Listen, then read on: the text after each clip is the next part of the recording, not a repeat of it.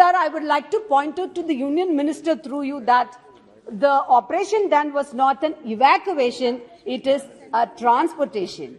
Sir, lastly, our students were told they had to reach somehow to the border, either by walking on foot or by commuting through local trains or buses. No assistance was given to them except advices, and that is the lacuna I would like to point out to the Honourable Minister, sir. Our Prime Minister, while taking stock of the situation, emphasized Make in India in medical education, and to quote him, he said, I quote, "Can't our state governments make good policies for land allotment in this regard?" Unquote. Sir, it's not the question of just allotting lands. It is the question of allowing opportunities for the students from marginal and weakening sections to enter into medical colleges, and that is why Tamil Nadu strictly resists the NEET in back home. Sir, in the last 5 years, an average of 16 lakh students appear for the NEET exam, but only 120 make it to the 562 medical colleges in India. It is not just those who score 200 out of 300 in NEET choose to go to foreign universities, but those who score 90th percentile in NEET are also opting to go out. Also, like other competitive exams in India, the cutoff for NEET rises dramatically. That is why we vehemently oppose this. Sir, the Indian medical students who have been now transported to India are facing an abyss now. There's no future for them. It looks very volatile. Next speaker, Dr. T. Sumathi. Thank you very much, Mr. Chairperson, sir, for allowing me to partake in this discussion on Ukraine. So the war will end, the leaders will shake hands, the old woman will keep waiting for her martyred son, that girl will wait for her beloved husband, and those children will wait for their hero father. I don't know who sold their homeland, but I saw who paid the price. Absolutely. So these powerful lines of the famous Palestinian poet Mahmoud Darwish keep on haunting us as we watch those disturbing images from Ukraine, civilians being bombarded, innocent civilians carpet bombed and got killed in the warfare between two countries, and museums and theatres getting shelled, and our own Indian citizens, particularly students, fleeing to borders on foot, by foot. And more recently, the ghastly scenes of 410 dead bodies of the civilians unearthed, and those who were ruthlessly killed by the troops, which was a family of a woman mayor of the Timotijin, who were buried in the pine yard. We are all heartbroken, sir. And war is one word which needed to be abolished from the dictionary itself. And it is high time, as one of the largest democracy of the world, India, with its positive image, should take the moral responsibility to be the honest mediator between Ukraine, the world's largest food producer, and Russia, the greatest exporter of gas to Europe. Sir, the West may criticize us, sitting on the fence and as a mute spectator, shaky, but we do understand that India has to adopt a diplomatic tightrope walk with its time-tested relationship with Russia. For all along, we have nurtured a pro-Russian sentiment, and we do understand that. And that on one side, and our membership in the US-led Quad Alliance on the other side. And also its fear about the China-Russia-Pakistan axis, a discomfort closer home. But still, the whole world looks up to us, that we have to adorn the role of a real negotiator, the honest negotiator in the real sense of the term. Sir, before proceeding further, I would like to pay homage to a dear Indian student who has lost his life in the war, and I share the grief with the family members. And also, as a concerned citizen and member of the Parliament, I would like to congratulate the efforts taken by our Union Minister for the External Affairs, Minister, for his, not alone for his humanitarian assistance, but also in the speedy steps he has taken in the transportation of our Indian citizens, especially our students, back home safely. Sir, our minister in a statement in Rajya Sabha had issued a statement, and he has told in that 90 tons of humanitarian assistance has been given and is planning to give more, especially medicines. I thank him also for having honored the request of our dear Chief Minister, who had taken proactive steps in this. Sir, the UN Secretary General Antonio Guterres has said, our world is facing a moment of peril, and as a responsible Chief Minister, our Chief Minister of Tamil Nadu, Thalapathy M.K. Stalin, has viewed the situation. More than 5,000 Tamilian students got stranded in Ukraine. So viewing the situation within its limited capacities. Sir, foreign policy is the union domain. So within its limited capacities, he wrote a letter to you requesting the immediate evacuation. Not only that, he had also constituted a committee comprising MPs, MLAs, IAS officers, and appointed a nodal officer also to coordinate between their relatives and help those students with the financial aid also in the border countries, along with the tying up of the diaspora.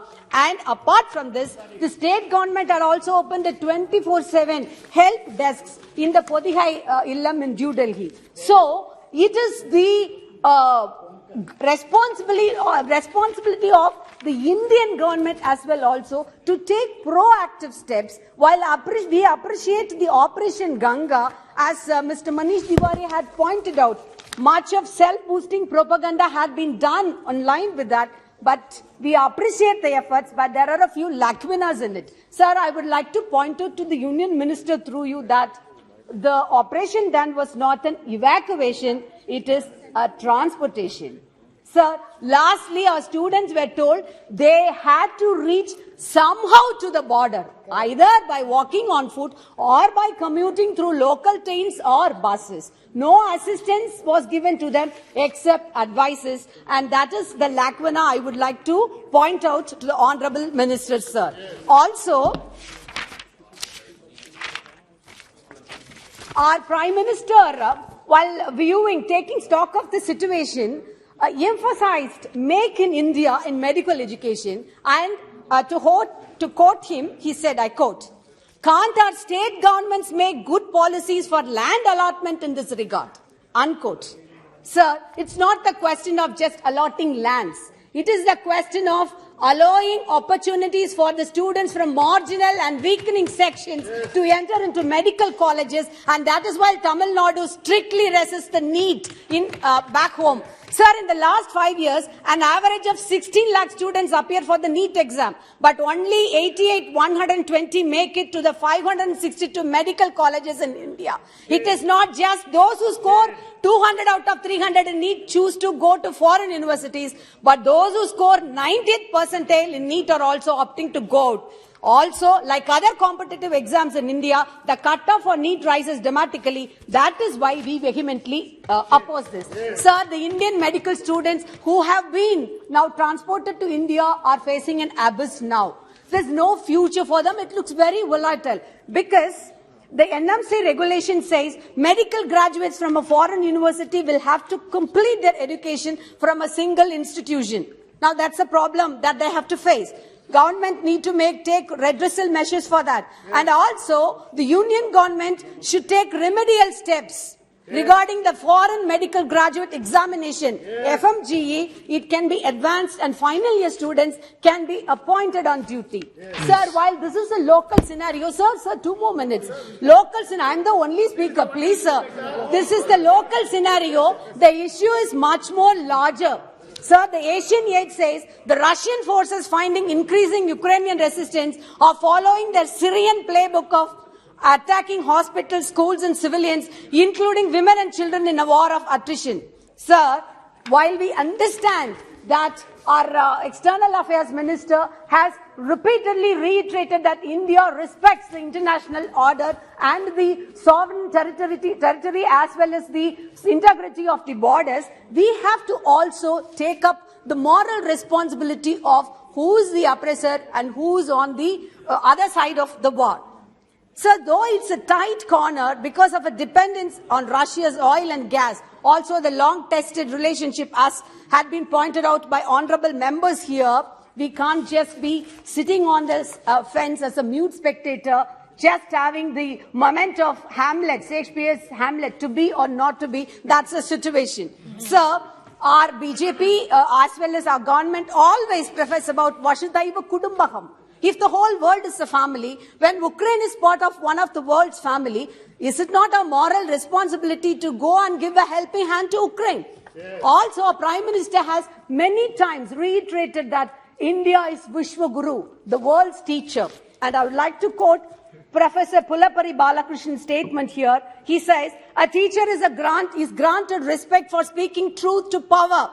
India marks her chosen self-image by refusing to speak the truth. So, sir, they say everything is fair in the game of war and love, but you cannot justify war in any sense of fairness in it. Sir, I would like to share few points to highlight why it is an unfair war, sir. The first point is, the Russian president has so long, he has been ironically justifying this aggression, saying that he is going to denazify Ukraine. Sir, it is a fiasco. Ukraine has embraced the Nazi Germany in 1940s, carried out by the Russian then, and our Ukraine President Zelensky's father was also a victim of that cruelty. And Ukraine is a UN member state, and declared war on it by a permanent member of the Security Council is itself a violation in the UN Charter. The International Court of Justice has condemned it. And a very important point, sir, I would like to inform you, through you to the Union Minister, the Indian judge on the International Court of Justice, I debar from referring his name, he has also voted against Russia. And India has also breached the BRICS resolution, which it had passed unanimously in its New Delhi declaration, as quoted in the Hindu 21st March. Sir, Ukraine, as pointed out by the honourable member Mr. Tiwari, gave up the nuclear arsenal after signing the Budapest Memorandum on the basis of the security given by the veto-holding permanent members. Now, it is also a breach on that. Sir, as pointed out by Professor Vinay Kaura, I quote, those in India echoing Russian resentment against the eastward expansion of NATO are reminded by a Western analyst that a NATO-Russian council has been formed specially to alleviate Russian concerns, and that Russia was recognized as one of the world's leading industrial powers through a formal admission into its elite G7, not on the basis of industrial might, but to soften its bruised superego, unquote. Yes, Sumathi, no, last point, sir.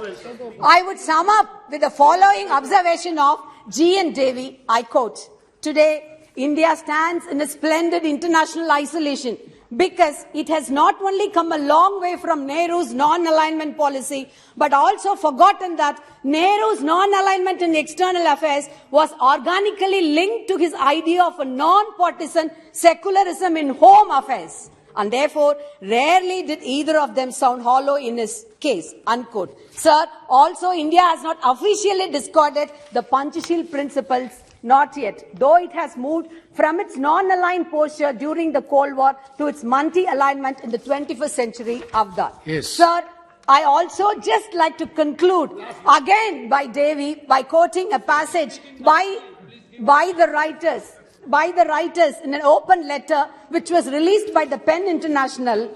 They say, I quote, there can be no free and safe Europe without a free and independent Ukraine. Peace must prevail. Thank you very much, sir. Shri